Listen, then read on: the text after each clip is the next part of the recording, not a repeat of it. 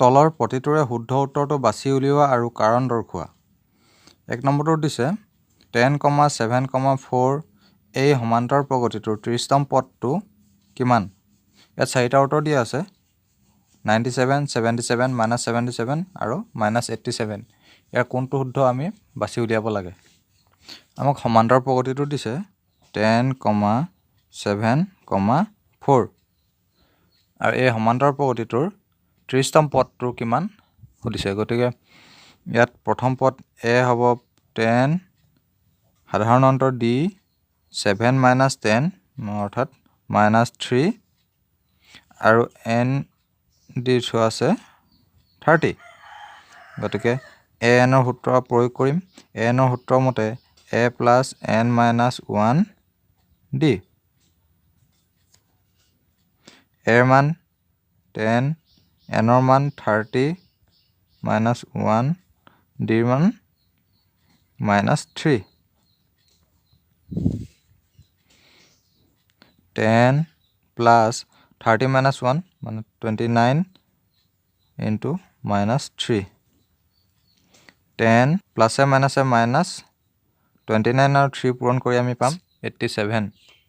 10 - 87 এতিয়া আমি মাইনাছ কৰি দিম। মাইনাছ কৰিলে পাম -77। ইয়াৰ শুদ্ধ উত্তৰটো হ'ব -77 চি নম্বৰটো। দ্বিতীয়টোত দিছে -3 - 1/2 2 এই সমান্তৰ প্ৰগতিটোৰ 11তম পদটো নিৰ্ণয় কৰা। সমান্তৰ প্ৰগতিটো আছে -3 - 1/2 আৰু 2।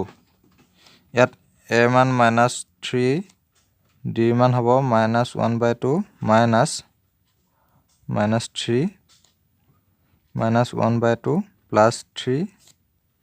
এইটোৰ লসাগু হ'ব 2 - 1 + 2 × 3 = 6 অৰ্থাৎ 5/2।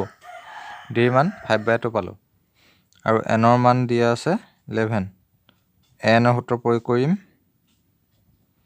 an = a + n - 1 d। ইহঁতৰ মানবিলাক আমি বহাই লওঁ। a মান -3 প্লাছ এনৰ মান দিছে 11 - 1 ডিৰ মান 5/2। গতিকে -3 প্লাছ 11 - 1 মানে 10 × 5/2। 2 × 5 = 10 -3 প্লাছ 5 × 5 = 25 অৰ্থাৎ 25-ৰ পৰা 3 বিয়োগ কৰিলে আমি পাই যাম 22। এতিয়া কি ইয়াৰ শুদ্ধ উত্তৰটো B 22।